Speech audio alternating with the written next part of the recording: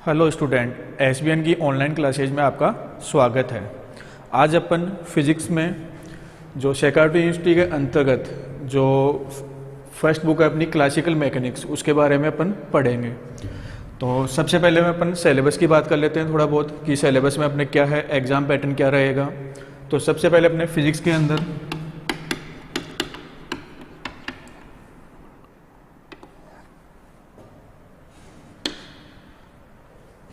जो physics subject है अपना, तो फिजिक्स सब्जेक्ट के अंदर 3 पेपर है अपने। पहला पेपर है मैकेनिक्स, सेकंड पेपर है ऑप्टिक्स और अपना थर्ड पेपर है इलेक्ट्रोमैग्नेटिज्म।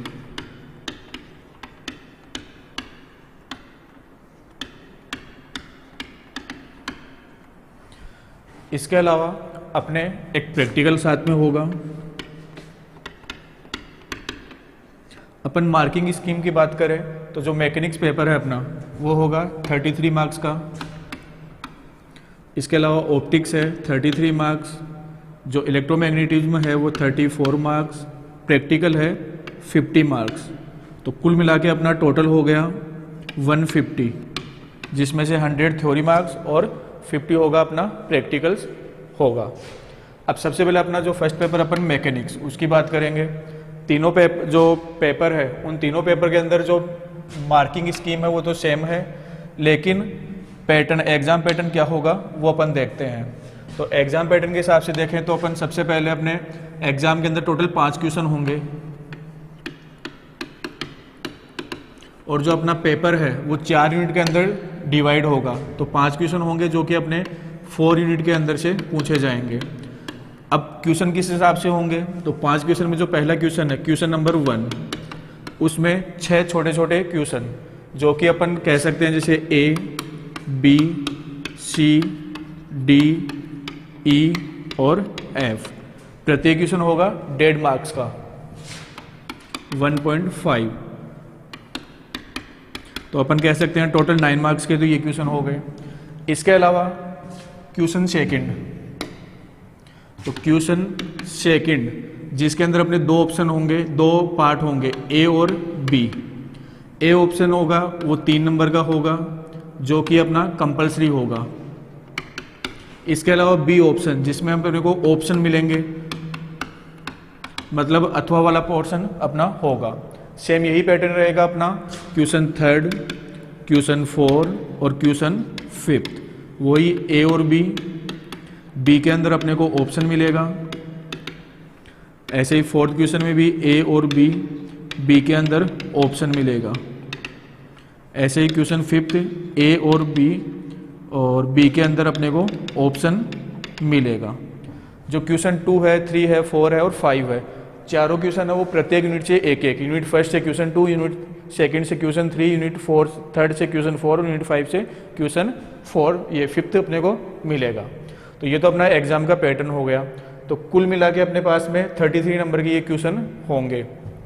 ये भी जो पार्ट है वो 3-3 नंबर के क्वेश्चन होंगे।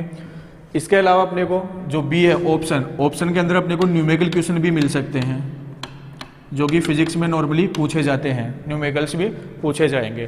तो अपन इसी हिसाब से देखेंगे, इसी पैटर्न के आधार पे अपन अपना देखेंगे कि सिलेबस में क्या दे रखा है क्या नहीं है। तो अपन स्टार्ट करते हैं अपनी क्लासिकल मैकेनिक्स। तो सबसे पहले जो फर्स्ट चैप्टर अपना यूनिट फर्स्ट के अंदर फर्स्ट चैप्टर है अपना inertial and non inertial frame of reference. Inertial and non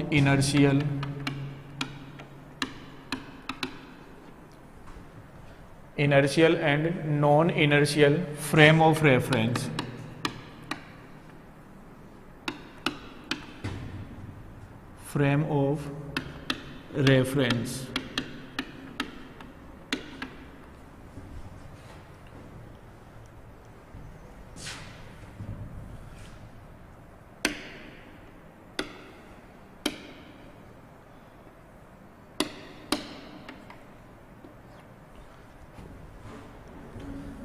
चलो अपना पहला टॉपिक है इनर्शियल, जो चैप्टर है inertial and non inertial frame of reference.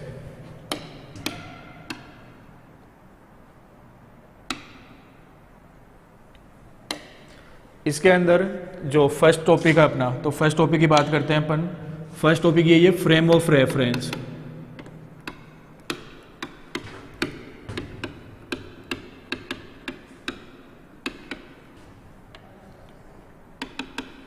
तो सबसे पहले अपने को यही चेक करना है कि फ्रेम ऑफ रेफरेंस क्या होगा, क्या मतलब है फ्रेम ऑफ रेफरेंस। हिंदी में बात करें तो अपन कह सकते हैं निर्देश तंत्र, जो कि बिल्कुल बेसिक सी चीज़ है कि निर्देश तंत्र किसे कहेंगे। तो अपन अगर डेफिनेशन वाइज देखना चाहिए निर्देश तंत्र, तो निर्देश तंत्र देखने से पहले अपने को पार्टिकल्स के बारे में पता होना चाहिए, पार्टिकल क्या है। और पार्टिकल है तो पार्टिकल की पोजीशन, जो फ्रेम ऑफ रेफरेंस के रिलेटिव देखें अपन, तो सबसे पहले अपन बात करेंगे पार्टिकल की पोजीशन के बारे में। अब पोजीशन है पार्टिकल की, नॉर्मली अपन कह सकते हैं दो प्रकार की पोजीशन होगी। फर्स्ट स्थिर अवस्था और सेकंड कह सकते हैं अपन गतिशील अवस्था। पोजीशन है टू टाइप्स कह सकते हैं अपन, टू टाइप पोजीशन होगी। टू टाइप्स में से जो फर्स्ट टाइप है वो अपन कह सकते हैं रेस्ट, मतलब स्थिर अवस्था। पार्टिकल की जो पहली पोजीशन है या तो उसको अपन कहेंगे स्थिर अवस्था में। सेकंड पोजीशन है तो सेकंड पोजीशन के लिए अपन कह सकते हैं गतिशील अवस्था, मूविंग स्टेट। सेकंड पोजीशन होगी मूविंग स्टेट। तो पार्टिकल की दो पोजीशन होगी, रेस्ट और मूविंग। अब पता कैसे चलेगा कि पार्टिकल रेस्ट स्टेट में है या मूविंग स्टेट के अंदर है? तो उसके लिए अपन ये देखेंगे कि पार्टिकल की जो पोजीशन है उस पोजीशन के अंदर चेंजेस क्या हो रहा है। अगर पार्टिकल की पोजीशन में समय के रेफरेंस में या समय के सापेक्ष कोई चेंज नहीं आता, रेस्ट का मतलब होगा no change with respect to time. अगर समय के सापेक्ष कोई चेंजेस नहीं होता है तो अपन कह देंगे कि पार्टिकल होगा वो रेस्ट पोजीशन में होगा। लेकिन यदि पार्टिकल की पोजीशन है या पार्टिकल की स्थिति है उसके अंदर समय के सापेक्ष चेंज होता है, मतलब ये वेरी करे विद रेस्पेक्ट टू टाइम, तो अपन कहेंगे कि जो पार्टिकल है वो क्या है, मोशन में है या मूविंग स्टेट में है। तो ये हो गए अपने पार्टिकल के पास की दो पोजीशन होगी, एक रेस्ट स्टेट होगी, एक मूविंग स्टेट होगी। रेस्ट का मतलब कि पार्टिकल की पोजीशन में टाइम के रेस्पेक्ट में कोई चेंजेस नहीं होना चाहिए। और जो मूविंग स्टेट है तो मूविंग स्टेट का मतलब हो गया कि पार्टिकल की पोजीशन में with respect to time changes होना चाहिए। अगर with respect to time change हो रहा है तो अपन कह देंगे कि पार्टिकल मूविंग स्टेट में है। तो ये तो एक नॉर्मल बात हो गई। अब अपन बात करना चाहें फ्रेम ऑफ रेफरेंस के रिलेटिव में देखें कि कोई पार्टिकल है वो कहाँ स्थित है, ये स्थित है तो वो कहाँ है, किस पोजीशन में है, तो वो पता लगाने के लिए अपने को आवश्यकता किसकी होगी, फ्रेम ऑफ रेफरेंस की।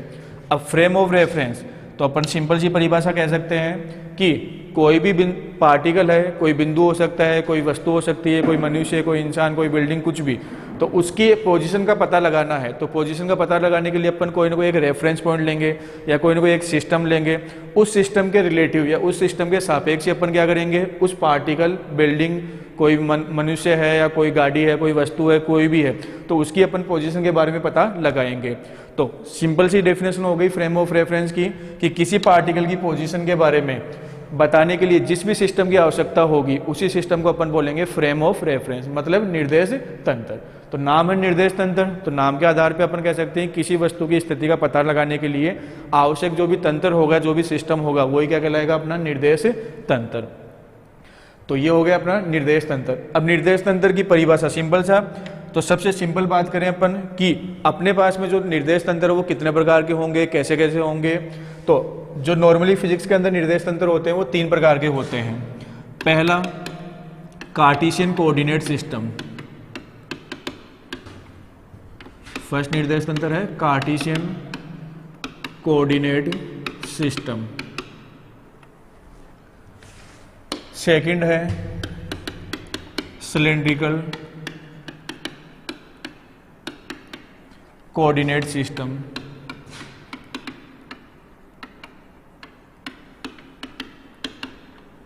और जो थर्ड निर्देश तंत्र है वो है गोलीय निर्देश तंत्र, मतलब स्फेरिकल कोऑर्डिनेट सिस्टम।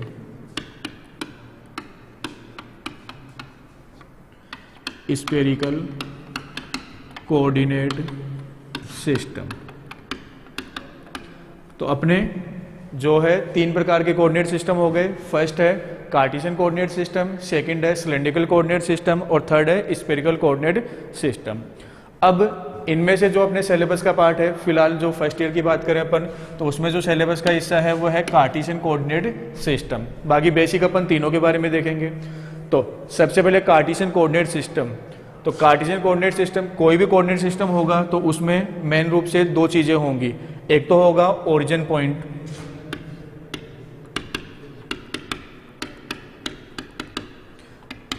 एक होगा ओरिजिन पॉइंट मतलब मूल बिंदु, और दूसरा होगा ओरिजिन पॉइंट या रेफरेंस पॉइंट भी कह सकते हैं अपन इसको। जो सेकंड चीज है वो है अक्ष रेखाएं, एक्सिस लाइंस। तो सबसे सिंपल वाला अपना जो कोऑर्डिनेट सिस्टम है पहला कार्टेशियन कोऑर्डिनेट सिस्टम।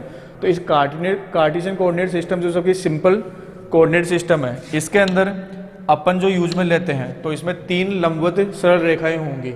तो 3 लंबवत सरल रेखाओं की बात करें अपन,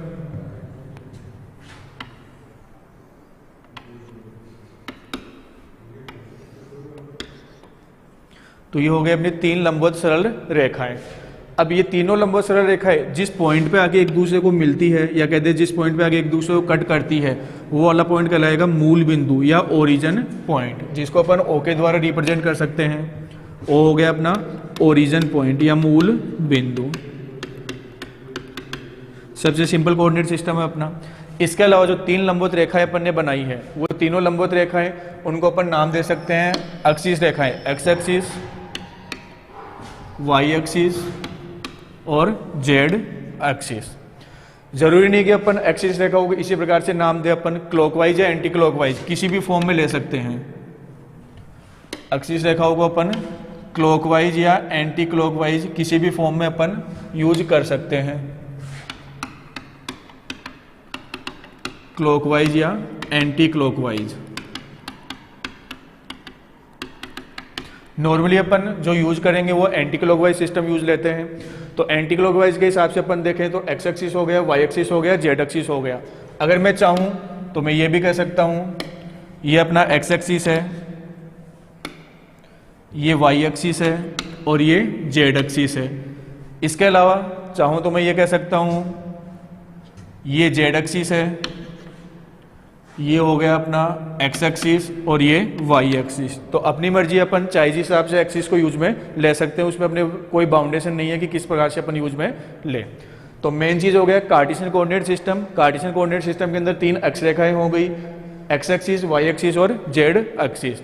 ये अपन बात कर रहे हैं 3 डायमेंशन की, 3D की बात कर रहे हैं। अगर 2 डायमेंशन की बात करेंगे तो 2 डायमेंशन के अंदर अपनी केवल 2 अक्ष रेखाएं हो जाएंगी, जो कि एक्स वाई हो सकती है, वाई जेड हो सकती है, एक्स जेड हो सकती है, किसी भी प्रकार से हो सकती है अपने पास में।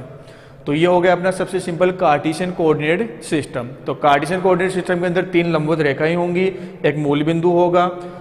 अब इसके अलावा निर्देश बिंदु, तो निर्देश बिंदु के रूप में अपन कोई भी पॉइंट होगा पी पॉइंट, तो इस पी पॉइंट के निर्देश बिंदु दर्शाएंगे एक्स वाई जेड, जो कि होंगे क्या वो अभी जस्ट आगे वाले टॉपिक के अंदर अपन चेक करेंगे कि निर्देश बिंदु किन्हें कहा जाएगा।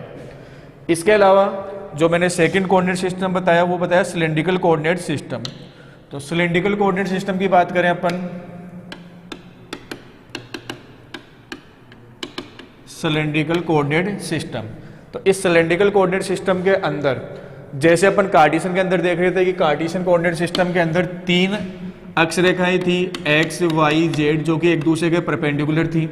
इसके अलावा 3 कोऑर्डिनेट थे और कोऑर्डिनेट को अपन दर्शा रहे थे small x small y small z के द्वारा। सेम उसी तरीके से जो सिलेंड्रिकल कोऑर्डिनेट सिस्टम होगा, उस सिलेंड्रिकल कोऑर्डिनेट सिस्टम के अंदर 3 लंबवत सरल रेखाएं न होकर, सिलेंड्रिकल कोऑर्डिनेट सिस्टम के अंदर 3 लंबवत सरल रेखाएं नहीं होगी। अगर अपन देखना चाहे किस प्रकार का होगा, तो सिलेंडर जो कि एक बेलनाकार बेलन के रूप में अपन देखें कुछ इस तरीके का, तो इस प्रकार का होगा अपना सिलेंड्रिकल कोऑर्डिनेट सिस्टम। इस सिलेंड्रिकल कोऑर्डिनेट सिस्टम के अंदर जो अपने कोऑर्डिनेट्स होंगे, उन कोऑर्डिनेट को अपन रिप्रेजेंट करेंगे, वो होंगे रो, फाई और जेड। जो अपने कोऑर्डिनेट होंगे वो कहलाएंगे रो, फाई और जेड। अब ये रो, फाई, जेड है क्या? तो जैसे कंपैरिजन करें अपन कार्टेशियन कोऑर्डिनेट सिस्टम से, तो कार्टेशियन कोऑर्डिनेट सिस्टम के अंदर जो एक्स वाई जेड थे उनका जो काम था सेम वही सिलेंड्रिकल कोऑर्डिनेट सिस्टम के अंदर होगा, रो फाई वाई जेड का। रो बेलन की बात कर रहे हैं अपन, तो बेलन के अंदर जो रो होगा वो कहलाता है बेलन की त्रिज्या, जिसको अपन ये रिप्रेजेंट कर सकते हैं। तो ये रो होगा रेडियस। इसके अलावा फाई, फाई होगा एक एंगल होगा इसमें। अब वो एंगल कौन सा होगा, तो उसके लिए अपने को ये देखना पड़ेगा कि बेलन का निर्माण किस प्रकार से होता है। तो बेलन का निर्माण करने के लिए अपन यूज कर सकते हैं कोई भी आयताकार फ्रेम अपने पास में। तो आयताकार फ्रेम कुछ इस तरीके से, अगर इस आयताकार फ्रेम को मैं 3D के अंदर रोटेट करवाऊं, तो रोटेट करवाने पे मेरे पास में ये वाली सिचुएशन बनेगी।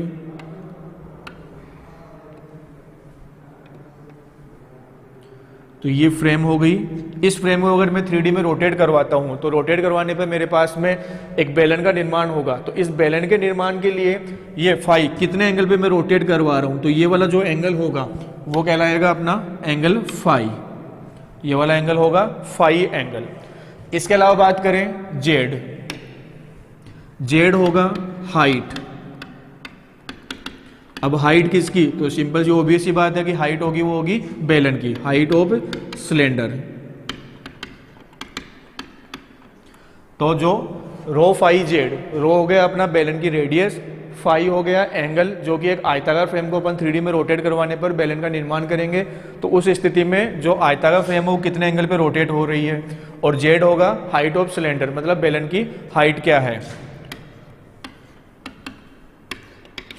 तो ये हो जाएगा अपना cylindrical coordinate system.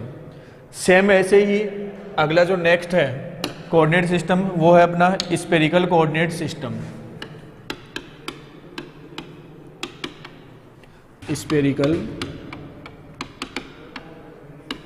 Coordinate system. अब कंपैरिजन वही सिलेंड्रिकल और कार्टेशियन कोऑर्डिनेट सिस्टम से कंपैरिजन करते हुए देखें तो इसके अंदर भी वही 3 कोऑर्डिनेट्स होंगे या 3 निर्देशांक होंगे।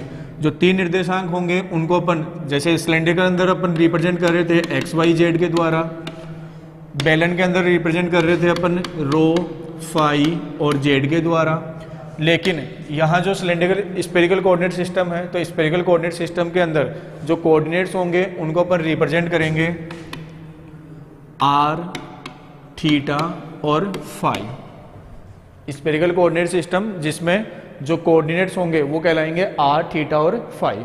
अब ये आर, थीटा, फाई है क्या, तो R, theta, phi, R simple सा है, आर अपन रिप्रेजेंट करते हैं, गोले की बात कर रहे हैं तो आर कहलाएगा रेडियस, गोले की त्रिज्या। इसके अलावा जो थीटा और फाई है वो दोनों होंगे एंगल होंगे।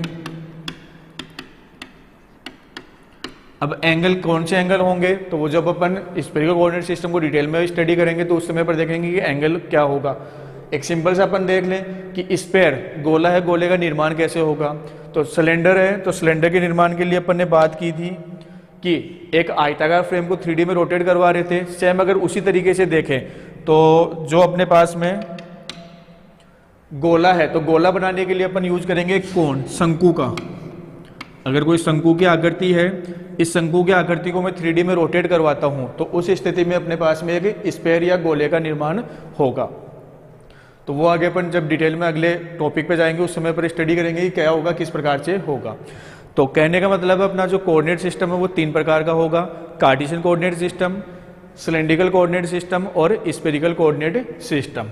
अब मेन जो अपना है यहाँ पे जो यूज का है वो है अपना कार्टेशियन कोऑर्डिनेट सिस्टम, जो कि अपन देख चुके हैं कि 3 एक्सिस रेखाएं होंगी, एक्स वाई जेड एक्सिस रेखाएं होंगी। अब यूज क्या होगा इसका, तो यूज जो अपना यूज है इसका वो है पार्टिकल की पोजीशन बताने के लिए। Use of coordinate system.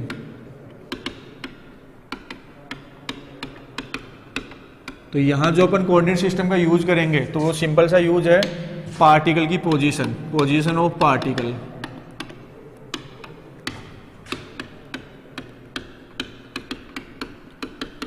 तो कोऑर्डिनेट सिस्टम का यूज करते हुए अपने को देखना है कि पार्टिकल की पोजीशन को अपन किस प्रकार से रिप्रेजेंट करेंगे, कि कोई भी पार्टिकल है किस पॉइंट पे स्थित है कैसे पता चलेगा।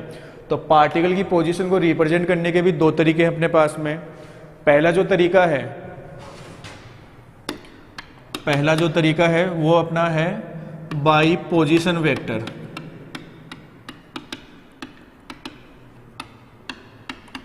पार्टिकल की पोजीशन को रिप्रेजेंट करने का जो फर्स्ट मेथड है वो है पोजीशन वेक्टर के द्वारा, मतलब स्थिति सदिश द्वारा।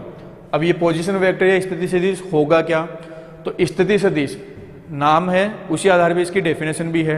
अपन कह सकते हैं स्थिति को बताने वाला सदिश क्या कहलाएगा, स्थिति सदिश या पोजीशन वेक्टर। अब स्थिति किसको भी बताएगा, किसकी स्थिति रिप्रेजेंट करेगा, तो वो अपन पार्टिकल की बात कर रहे हैं। तो एक सिंपल सा अगर अपन एग्जांपल लेना चाहें तो अपना कार्टेशियन कोऑर्डिनेट सिस्टम है। तो कार्टेशियन कोऑर्डिनेट सिस्टम को रिप्रेजेंट करें अपन एक्स एक्सिस, वाई एक्सिस और जेड एक्सिस के द्वारा। ये अपनी एक्स एक्सिस हो गई, ये वाई एक्सिस हो गई और ये जेड एक्सिस। कोई पार्टिकल की बात कर रहे हैं तो पार्टिकल, मान लिया कि कोई पार्टिकल है जो इस पॉइंट पे है, पॉइंट को नाम दे दिया अपन ने पी पॉइंट, और अपना ये हो गया मूल बिंदु, निर्देश बिंदु या ओरिजिन पॉइंट हो गया ओ बिंदु। स्थिति सदिश की बात कर रहे हैं तो स्थिति सदिश कण की स्थिति को दर्शाने वाला सदिश, जो कि अपन कोऑर्डिनेट सिस्टम के अंदर दर्शाएंगे कैसे, तो मूल बिंदु ओ को उस पॉइंट से मिला दो जहां पार्टिकल स्थिर अवस्था में या स्थित है। तो अगर मैं ओ को पी से मिला दूं तो ओ को पी से मिलाने पर जो वेक्टर बनेगा अपना वही कहलाएगा पोजीशन वेक्टर। तो जो ओपी सदिश है यहां पे मैं कह सकता हूं ओपी वेक्टर, तो ये ओपी वेक्टर है, वो ओपी वेक्टर कहलाएगा पोजीशन वेक्टर, जिसको अपन नॉर्मली आर वेक्टर के द्वारा रिप्रेजेंट करते हैं। आर मतलब पोजीशन वेक्टर। तो ये हो गया अपना पोजीशन वेक्टर। तो पार्टिकल की पोजीशन को दर्शाने के लिए जो पहला मेथड अपना है वो है पोजीशन वेक्टर के द्वारा, स्थिति सदिश के द्वारा। स्थिति सदिश, जिस भी बिंदु का स्थिति सदिश निकालना है या जिस भी बिंदु का स्थिति सदिश अपने को कैलकुलेट करना है, तो उसके लिए अपन क्या करेंगे, उस बिंदु को कोऑर्डिनेट सिस्टम के मूल बिंदु के द्वारा अपन मूल बिंदु से मिला देंगे। तो मूल बिंदु से मिलाने पर जो सदिश बनेगा वो सदिश क्या कहलाएगा, अपना पोजीशन वेक्टर। बाकी जो सेकंड मेथड है, तो सेकंड मेथड में अपन यूज कर सकते हैं कोऑर्डिनेट के द्वारा, बाई कोऑर्डिनेट्स, जो कि अपन अपनी नेक्स्ट क्लास के अंदर देखेंगे कि कोऑर्डिनेट्स का यूज करते हुए अपन किस प्रकार से पार्टिकल की पोजीशन का पता करेंगे।